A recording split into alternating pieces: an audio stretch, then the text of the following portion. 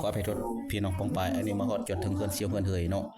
เพิ่นมีแคนม่วนๆแคนดีๆแต่ว่าข้าพเจ้าก็บ่ได้เคยโปรแกรมจักเทื่อก็บ่ได้เคยบ่ได้เฮียนแคนจักเทื่อพี่น้องเฮาจับแล้วเป็นบัดเดียวแต่บ่ม่วนแต่พอเป็นพี่น้องเฮาฟังนักปันเด้อ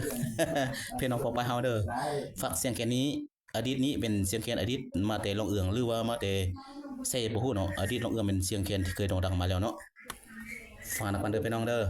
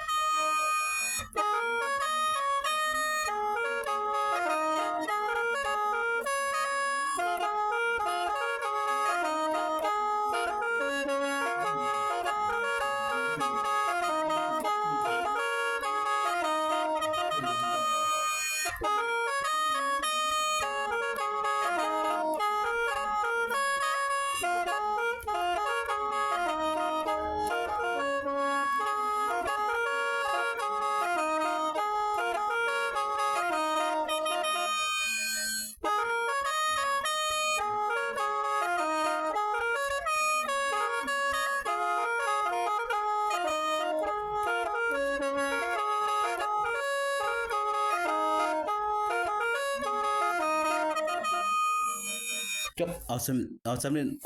พี่น้องเฮาเนาะเอาสำเร็จก่อน มื้อหน้าจึงพบกันใหม่อีก